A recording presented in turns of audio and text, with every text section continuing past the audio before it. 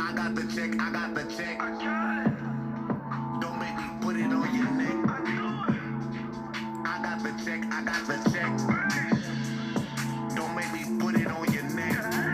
I live like a king and you just a peasant. Your life is miserable, my life is pleasant. I give it to you and that's for a present. Her pussy good, it feel like heaven. I'm feeling ready, I'm just like Tevin. Campbell, I got the semi, I'll kill your bitch.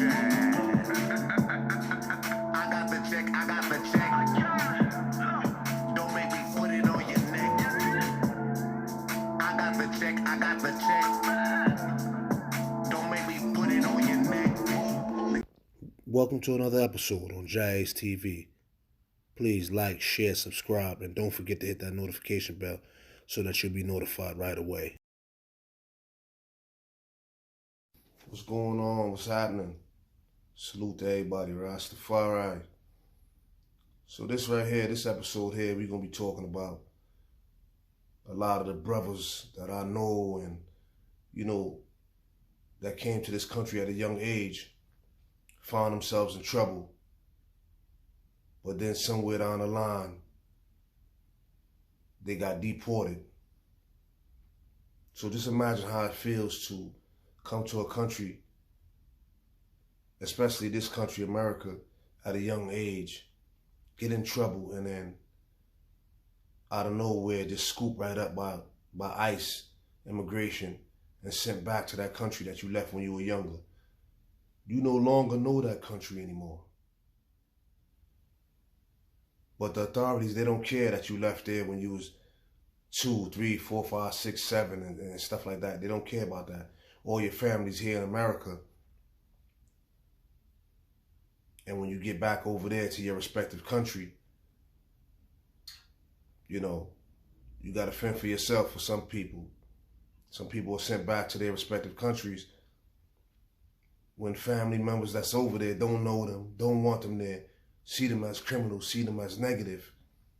You have even some cases where some individuals go back to their respective countries and they're homeless.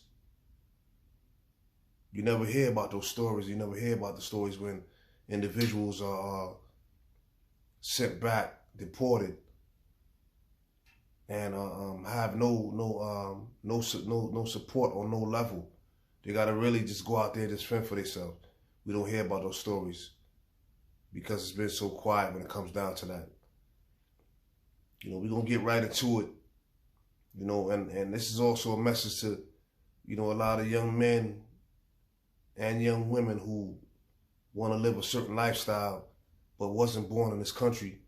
This is for you also, so that you can think twice, 3 times before you do certain things, because at the end of the day, this could easily be you. This could easily be you, you know what I'm saying? Where you, out of nowhere, immigration just come and scoop you up, take you. There's been cases where people got in trouble, was able to get out of the trouble and back in their houses, and immigration came. And just knocked the doors down and took people right out their house. So, be mindful. Listen up. Salute.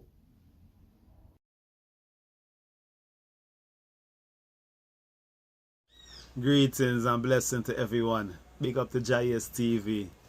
My name is Old Face. I used to live in the state at one time. I migrated to the state when I was about 10 years old with my brothers and sisters. I spent most of my life growing up in the state, in Brooklyn, Flatbush, Vanderveer. I got caught up into the street life at a very early age. 13, 14, 15, 16. I was already in the street, deep in the street. I ended up got into some trouble with the law and spending 15 years in the New York State prison system. Me and a lot of my friends, we used to run the streets doing a lot of robberies and stick up. I never sold drugs, but we did a lot of robberies and stick ups,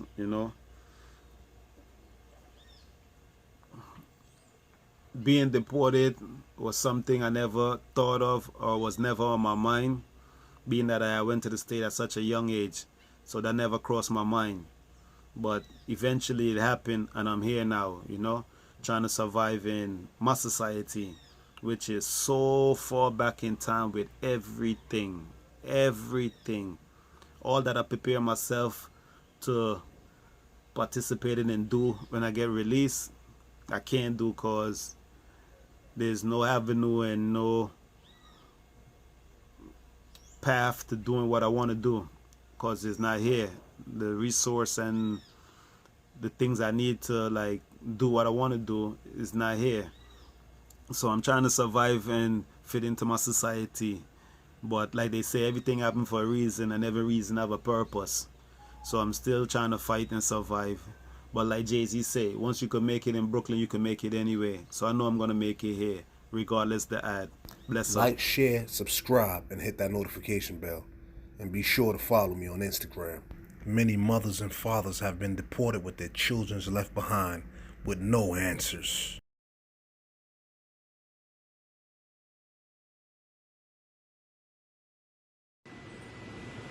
Hey, good day.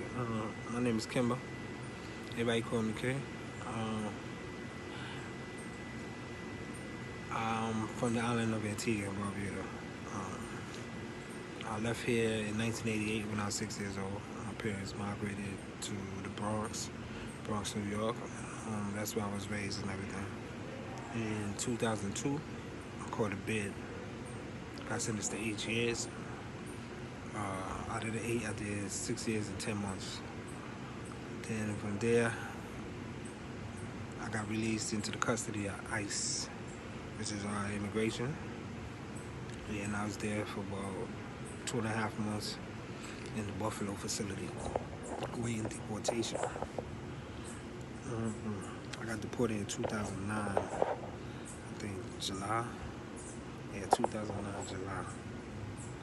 Yeah, I mean, the transition was a rough one, you know. Nobody around that you really know. I mean, I got family down here, but I really don't know them. Even now, I've been out here a while. Still don't know them, you know, so the transition was rough. No friends, nobody you could talk to, nobody you could trust, you know. But I got a lot of support from my family in the States. I think I must say I got a lot of support from my family in the States. That helped out a lot.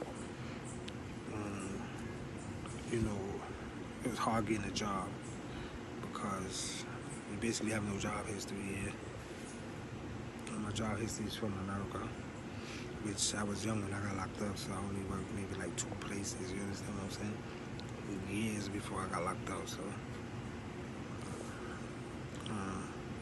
So it was kind of hard, it was kind of difficult, but, you know. Another thing, the currency. The US dollar, $1 US is $2.67 Eastern Caribbean. That's Antigua. That's the money we use in Antigua. You know? So getting used to that, everything that is basically like expensive. The minimum wage is like, I think the minimum wage is $500 a week, 500 EC a week. 500 EC. That's not even. That's like 180. US, yeah, that's like 180 US, you understand what I'm saying? So the money difference is big. That was a big thing for me to get used to. The economy is slow, you know, the internet is slow. It's like third world country, you know.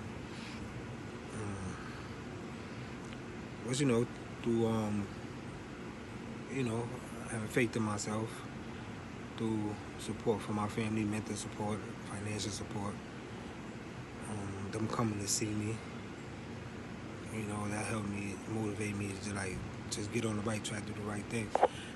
Now I work for Carlisle Bay, Antigua. It's a 5-star hotel in Antigua. You can Google it, Carlisle Bay. That's where I work. I'm a chef, you know. And I just, you know, just trying to build, you know.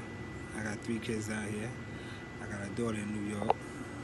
That's also been a strain too, because you know the distance, it put a strain on your relationship with your whole family in general, you know. I lost my grandfather, I couldn't go to his funeral. Grandmom's getting old, moms and dad, moms and pops getting old. you know. So this is crazy, you know, but to anybody in this situation, you guys just stick it through, you know. Stay strong and do what you gotta do, you know. Keep your head up. Don't let anybody pull you down, man. All right. Peace. Subscribe, like, and share. And don't forget to hit that notification bell. Subscribe, like, and share.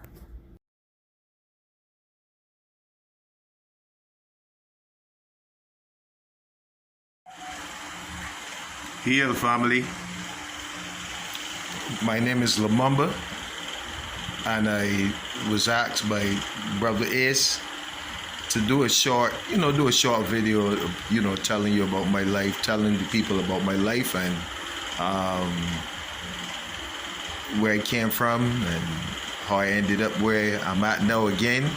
And so here it is. I left Barbados. I'm here in Barbados. I left Barbados at a young age, very young age. Went to live with my mother in Brooklyn.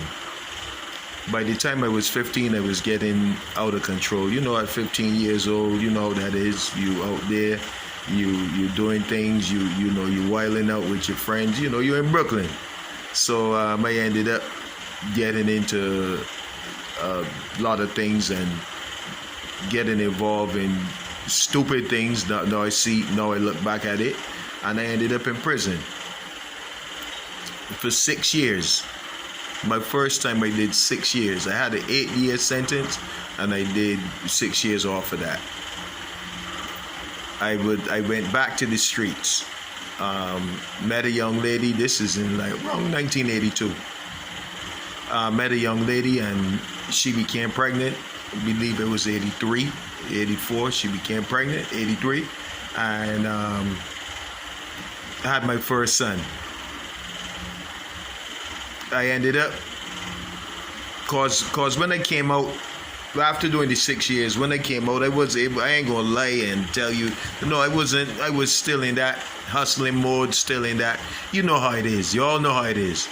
So I was still out there hustling. I ended up getting involved in some other things, then ended up having to do 2.5 years. Came out again, met another young lady. We got married. She was pregnant with a son for me, and while she was pregnant, I got into something that changed my entire life. One wrong move, and that could change your entire life. And that's what that did. I ended up leaving her, going out in the streets. And by the way, my wife had told me that morning that she felt that something was going to go wrong. I didn't pay her no mind. I didn't pay her no attention. But something did go wrong. It went wrong for 17 years. I was given 15 years to life. When I left that house, I ended up with 15 years to life. And it was then that I decided that, you know what? Either you change or you finish straight. So I knew I had to change. I knew that I had to change. I couldn't blame. I had to stop blaming people. I had to stop blaming my environment. I had to stop blaming that because I'm black. I mean, everything I used to try to blame, say this is why this happened. This is why my life is going this way. But you know what? It was me. It was the decisions that I was making. It was the wrong choices that I was making. It was the company I was keeping. It was the environment. That not the environment changed me. It was the fact that I went out there into that environment, and I knew right from wrong. Like, that's the kind of family I come up in. I come up in one of those families that went to church. I went to school. I did. So it wasn't like I didn't know. But anyway, I did 17 years off of 15 years to life. While in there, I got involved in a youth program, and that is actually what changed my life. getting involved with the youths coming in from all walks of life, and we would share our life experience with them. The name of it was the Youth Assistance Program. That program shaped and molded me for today, for now. And I was involved in that program, and it actually helped me to get out of prison. And but the condition was if they should release me, the parole board said if they should release me, that I, under one condition, that I be deported, that I would go back to my country. I told them, yeah. So they was telling me, well, when you go back to your country, the good work that you're doing in the prison here, the good work that you're doing with the youths, I would go back to your country and do that work. So I was released July 16, 2007. I came to Barbados, was deported back to Barbados, and since then I started a program with the assistance of my cousin Emmanuel. Shout out Emmanuel. And we started a Barbados Youth Action Program. This program led me to 3 Caribbean islands: St. Kitts, St. Lucia, and Trinidad. All 3 islands wanted the program. All 3 islands wanted us to come and deal with the program there. But we felt that because we was from Barbados, that we should contribute to where we were born at before we go elsewhere. So we went into schools here. We went into prisons. We went to all over. We just sending the message to the youths, getting the message out to the youths wherever I go. That's my mission, you know what I mean? Talking to the youth, because it was them that helped me get out of prison. So I feel like I owe them. So anywhere I see youths, I don't care where they're at, once we start to engage, I start to show them certain things about my life, and hopefully that they would, the message would resonate with them. You can't force people. You can't tell, you can't change people. People change themselves. Nobody can change you. Nobody couldn't change me. I had to change myself. So that's been my mission now since being home. I've been home now going on 15 years. And my mission has been, and I haven't stayed away. I haven't stayed left or right. I'm staying focused, with the youths. And the youths is constantly, when I'm talking with them, I'm constantly got to reiterate what I went through in prison, so it keeping me focused and knowing that, listen, this is the right way to go. So yeah, Big Ace, thanks for giving me the opportunity, man, to share. I hope this message is, this message would reach out. This message would get to all the youths out there in Brooklyn, Bronx, Manhattan, Queens, wherever you at, Staten Island, wherever you at. I know, listen, man, there's a better way. Crime don't pay. They don't pay for us. It don't pay for us. It pay for the it pay the judges. It pay the lawyers. It pay the doctors. It pay the nurses. It pay the parole officers. It pay the probation officers. It pay the correction officers. Crime pay everybody except for the person who commit the crime. So you could do better. Y'all could do better. There's a lot of things out there, man. I see a lot of youngsters getting into being young entrepreneurs, and it makes me smile. You're on the right track. Whether we sell shirts, if you're selling, do something, but do it legal this way. You ain't got to be looking over your back. You ain't got to be worrying about, the police. You ain't got to be worrying about the gunman. You ain't got to be worrying about, because you're doing what is right. Take care of your children. Take care of your family. Love your family. That's what it's about. You understand what I mean? Other than that, be safe. Rastafari, Haile Selassie I, Empress with 0 many, 1 perfect balance. You hear the stories of deportation, immigration, but now you're getting it live and direct.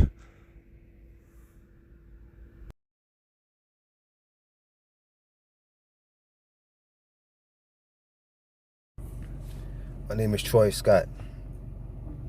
I left Guyana when I was 8 years old. When I came back to GT, it wasn't easy. Especially being put in a ghetto or boys town. I didn't know nobody.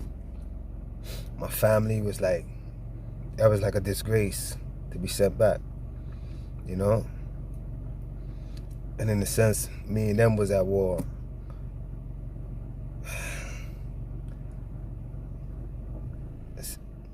From then to now, I've come a long way, especially coming home to nothing.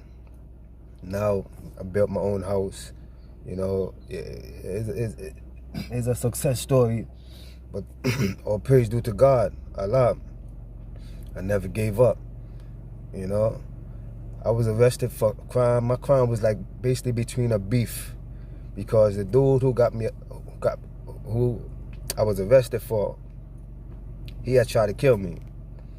I mean, literally tried to kill me. I mean, after he shot at me, you know, and I got away, I had holes going through the jackets of my sleeves. So when they arrested me and I found out who it was, I was like, nah, I'm taking this to trial. My attorney, which was a legal aid, she begged me to take 5 years probation. I was like, nah, I'm taking it to trial. In my mind, he ain't gonna come to court. He tried to kill me. God came to court. Ever since then, my life been upside down. I was 15 years old and I'm 41. I'm 41. I'm 47 now. You know, so Once ICE comes to get you, they're not thinking about those you left behind. Please like, share, subscribe to JAH-ACE TV, and don't forget to hit that bell.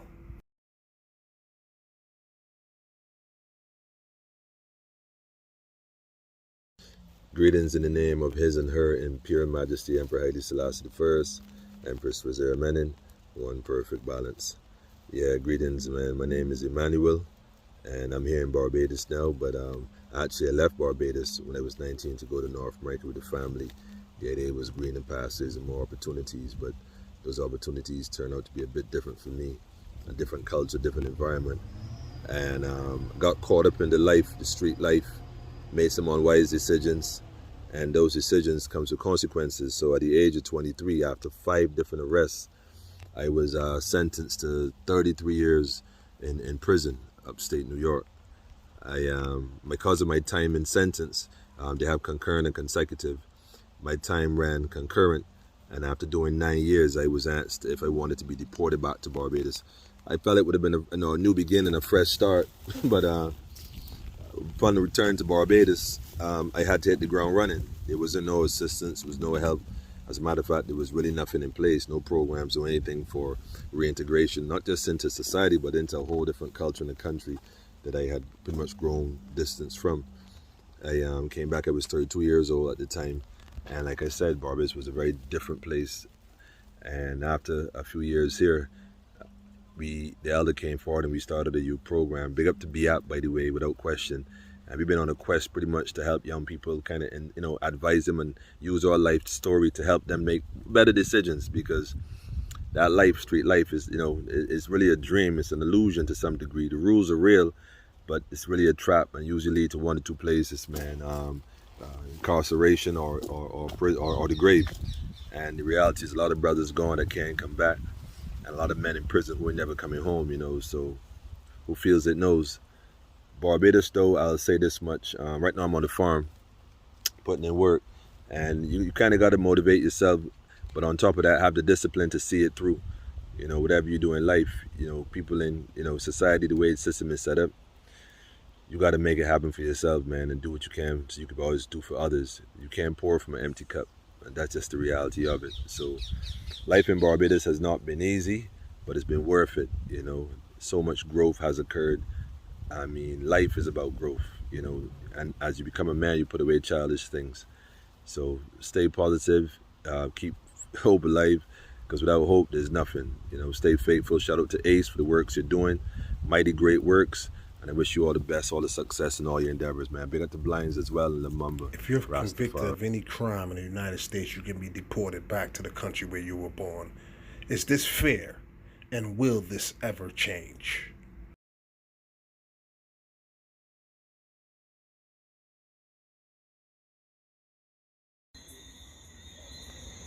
Peace and blessings to all. My name is Kevin. aka Fat Boy. I lived predominantly my whole life in the U.S. Currently, I live in Guyana. Of course, I've been deported.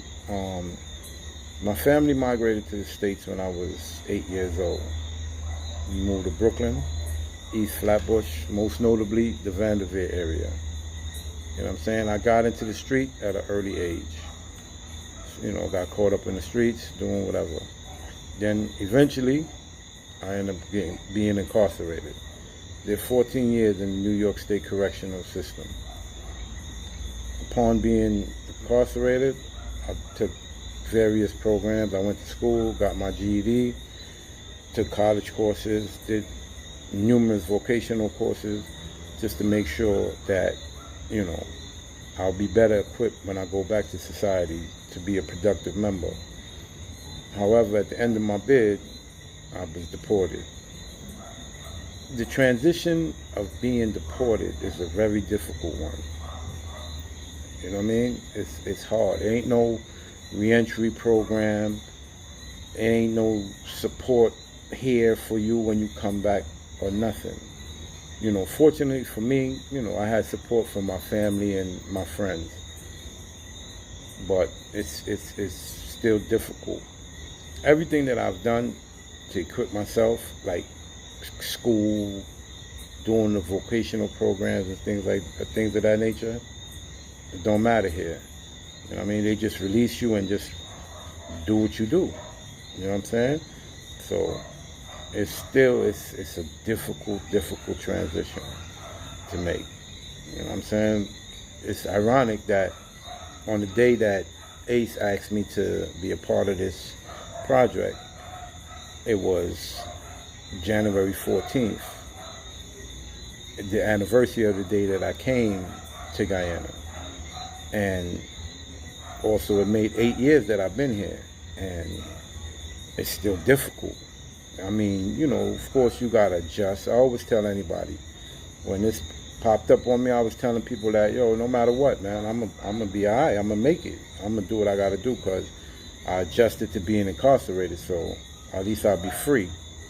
But it's a lot of things, man. My whole family, all my friends, everything, the life that I knew is up there. Culture, As a culturally, human being, you should be able to go where you want, when you want, at any time you want.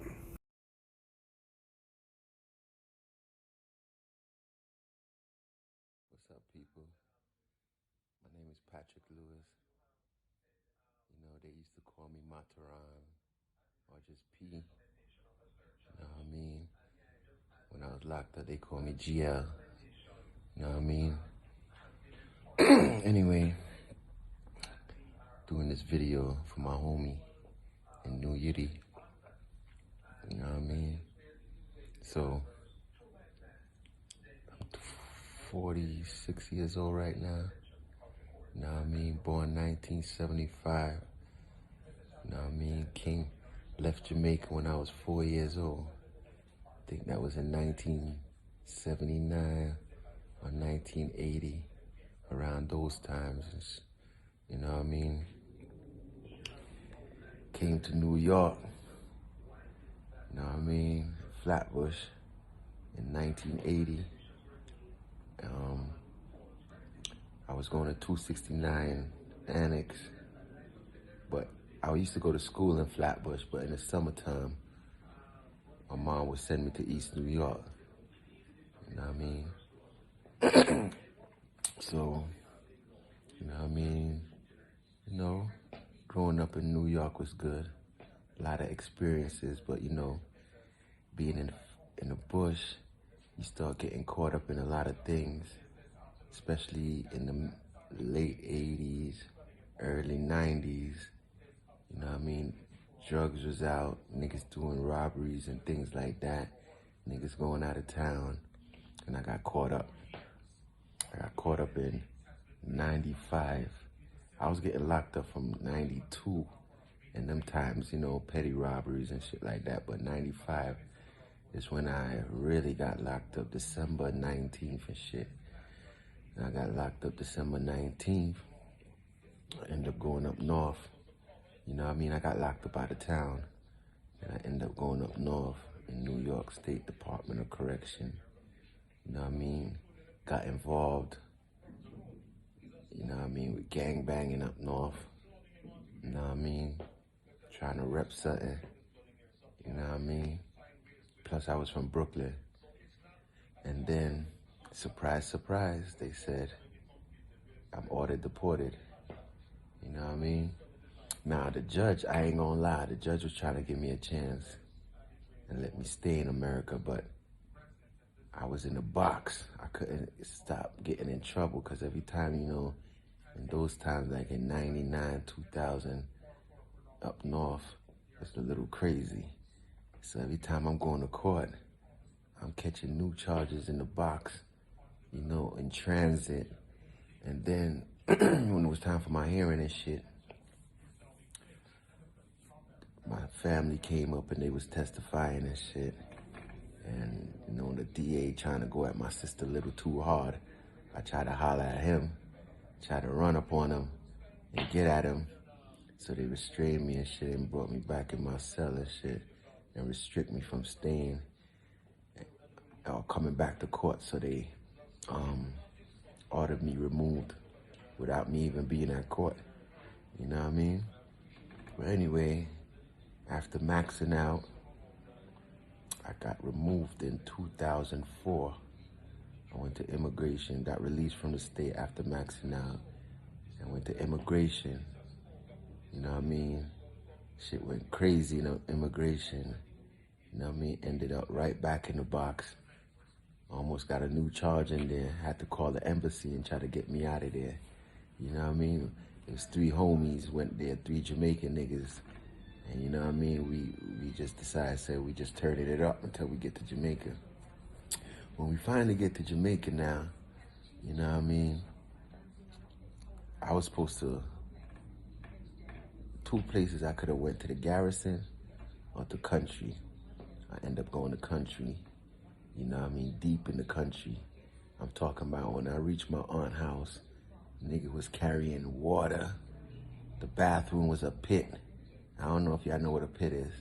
It's just a hole in the ground, like way back in the day shit. They still got those shits in Jamaica, like certain places don't got like bathrooms, so they got pits. You know what I mean? You gotta go in there and squat over a hole and shit and do your thing. You see me? I said no flushing, nothing. You know what I mean? Then you gotta carry water because sometimes the tank don't work. You know what I mean? Or you gotta borrow water from all the way down West Bubblefuck and carry buckets of water back. I had to get up out of that situation. So what I did, instead of going back to the streets, I went and got me a job. Cause I ain't know nobody out here with links to getting some money. So I got me a job, you know what I mean, in Bardry, making shit for people's shirts. You know what I mean? Then after that, I got linked in real estate. I used to do off the book real estate for this lady. And then she sent me to school and shit. And I ended up getting my real estate license. You know what I mean? So I could do real estate. And then I just got involved and, you know, I ain't gonna lie. Jamaica, alright, man. Jamaica, I like Jamaica. I would never live nowhere else but With the Jamaica. overstanding that crimes were committed that led to deportation. But at some point, shouldn't individuals be able to travel wherever they want?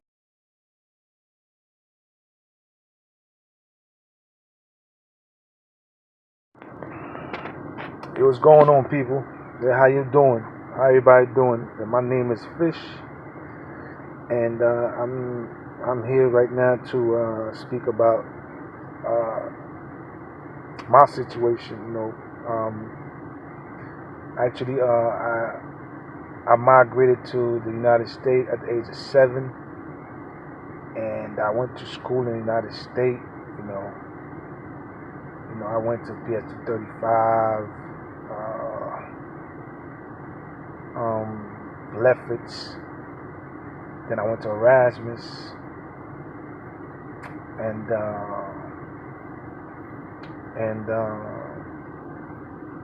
I wound up actually obtaining my diploma. But let's just say, while I'm doing time, let's say, and at the same time, doing time caused me to actually get myself sent back to my country, which is Haiti, deported. But at the same rate, growing up in Flatbush, I learned a whole lot of things, before I went back to my country, and which is fortunate. I had a good family, also, good friends, and some, bad friends, bad influences, a lot of memories, a lot of growth, you know, uh, you know, being sent back is actually like, a punishment for a whole lot of people, and a lot of people that, was actually, never knew nothing about their country, uh, actually cannot actually cope with their situation in their country. But, in the meantime, speaking about the real, on my part, I did what I had to do, got out, and made new friends, new contacts, but never made too much uh, enemies. But there's a whole lot of situations, regardless, because I mean, hey, I'm not really a person that actually really was in Haiti. I mean, I was sent back, but I had to cope. And so my attitude over there was more positiveness and, opening up, and showing the youths and, things and such of that nature, and, and right now I'm still doing positiveness, and, that brings forth, a lot of energy, because in a situation like these, you need a lot of energy to survive, and but good energy, you know, and as a youth being sent back to my country, I do a lot of reflections, a lot of thinking, and the best part about it is that I learn how to maneuver with certain things that I don't have, so I can actually Like, share, create. subscribe, and follow me on Instagram. Crimes. I'm going to talk about all 5 in this video. The first is crimes involving moral turpitude. And these are defined as crimes that harm another person or the social good. Examples would include arson, assault with a deadly weapon, burglary, forgery, murder, rape. We have a complete list on our website. Now, normally a conviction for just one crime of moral turpitude is not going to trigger deportation. Usually it will require either 2 convictions for CIMT arising from 2 different events, or it can be 1 crime of moral turpitude if the sentence involves more than a year in custody and it occurred within 5 years of you being admitted to the United States. The second category is aggravated felonies. Now, these are considered serious felonies, such as murder, rape, child molestation, theft crimes that involve more than a year in custody. The third category is drug crimes. So, trafficking drugs, selling drugs, manufacturing methamphetamine, simple possession. Almost any drug crime, if you're convicted, will get you deported from the U.S. The fourth category is any sort of crime involving guns. So, carrying a concealed weapon, brandishing a firearm. Any sort of criminal conviction that involves the use of a gun is going to get you deported. The fifth category is domestic violence. Salute, Ron. Welcome to JAH-ACE TV, man. Definitely a pleasure having you. Peace, man. Pleasure on my end also. Yeah, first of all, let the people know, how old were you when you first left Trinidad? How old were you? Just before I was 2 years old. Oh, you probably, say, almost an infant. So when you left, you left Trinidad and to go to America. Where did you go at when you and your family went to America? Where did you guys go? We settled in Brooklyn, Flatbush primarily. I grew up in Flatbush. And what schools did you go to when you were out there in Brooklyn? In the area, we had started with St. Jerome's, then PS 269, followed by Royman, and I went to high school in Queens. Yeah, I'm ready. I'm very, very familiar with St. Jerome's, Royman, 269. I actually went there myself. So now, when you, being that you spent all these years in America, growing up in America, not really knowing nothing about Trinidad, were you ever going back to Trinidad, like to visit or anything like that? I went once for the summertime. But as a kid, a lot of things that you should have done, you probably you avoid doing things that are probably in your best interest. So summertime, that's look like you look at that as like your time to enjoy the summer. So when your parents are trying to send you elsewhere, because remember, Mom, she wanted to send me all over the place, England, here, there, and everywhere. And I refused to go because I felt I'd be missing out on what's going on in the neighborhood during the summertime. So yeah. I only went once for summer. I was pretty young when that happened too.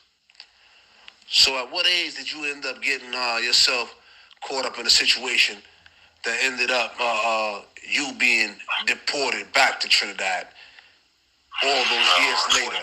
And how old were you? Yeah. Just before I turned 21, almost, that statistics that they have, by the age of 21, so just before my 21st birthday.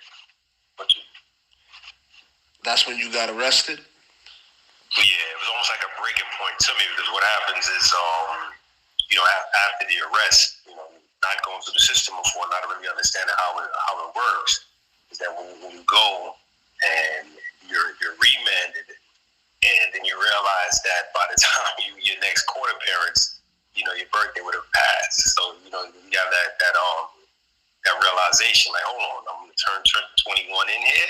So it's like that kind of like a shock to your system, and I definitely went through that.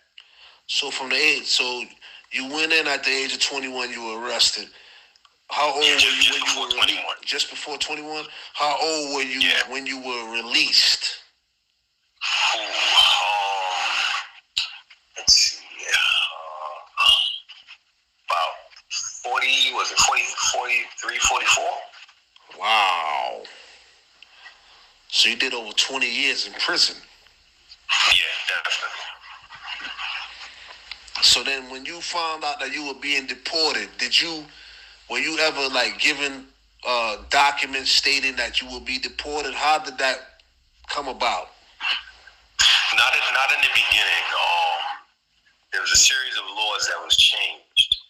And as these laws were changed, what happened is that a person like myself, how they applied the law, they started applying it retroactively, meaning that even though my situation took place before these laws were put on the books, I would still be held liable to them. So that made me deportable. Which in the beginning I wasn't really aware of that part of it. I don't really know anything about criminal justice and stuff like that. Really nothing. I didn't pay any attention to it. But you learn as you go through the situation. So how was it when it was all said and done and you did get deported? How was it returning back to a country that you didn't really know about? Well, for me, there was a lot of difficulty. I mean, I was okay in a personal sense, but trying to get things done. If you're a highly motivated person and you have a vision, and you're trying to do things, it's very difficult. I'll give you an example. Like in the first couple months that I was here, I went on over 40 job interviews. A few of them were recalls, right? But we're rounded off to around 40. And you keep going through the same thing. Their whole thing is like, why you're here, right? because, you know, my old job experience, everything is outside the country, education, everything is outside the country. So, and then I sound different. That's one of the main hurdles that I have. So it became clear to me, you know, crystal clear to me that that's not, you know, that's not gonna work. You're not, you know, you're not gonna get a chance. With my experience, you know, what I experienced, that wasn't gonna work. So there was a lot of I would call it discrimination, and there's this sense of resentment that's there. It's an interesting thing, you know, and that's what I experienced. Also, basically, being that you left the country when you was 2 years old and came back to the country when you were 40, you didn't have the accent, so to speak. So they frowned upon that. Well, that's the main thing, because you know, there's some stereotypes that they have, and there's also a stigma if you are, you know, if they know you lived away, right? There's a definite stigma that's there, and how that's usually identified, you know, it's how you sound, you know, accent, you know, you speak. So that's almost like wearing a flag. And I definitely, I'll put it this way, like, say somebody comes in a place of business where I work, right? Yeah. It's not a real big deal, right? They'll notice it and stuff like that, but being that, you know, you're conducting business, they'll act a certain way. But if you meet on the streets and stuff like that, or you're trying to do something, the response is very different. So it's clear. I understand. So you still, to this day, is dealing with some form of discrimination, but you're trying to make the best of the situation in spite of everything that you're dealing with. I'll call it resentment, yes. So what is it that you would say to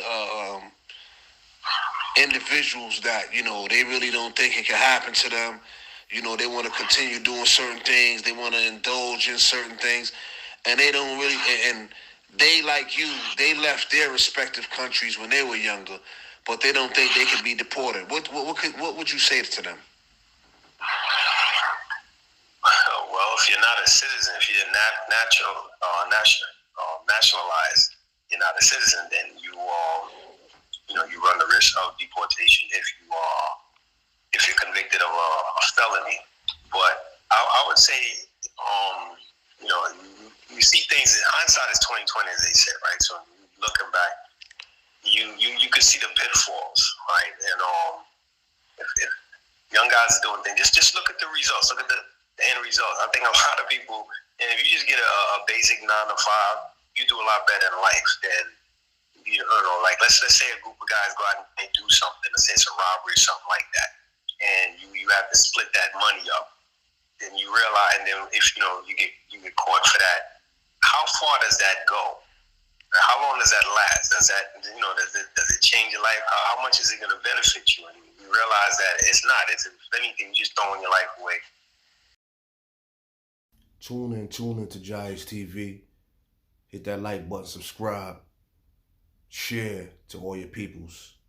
You know, and don't forget to hit that notification bell so that whenever I drop a video, you'll be notified. Take heed to this.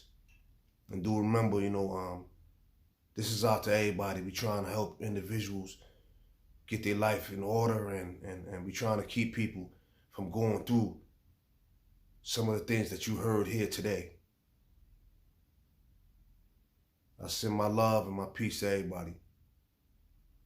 Rastafari. Bless up.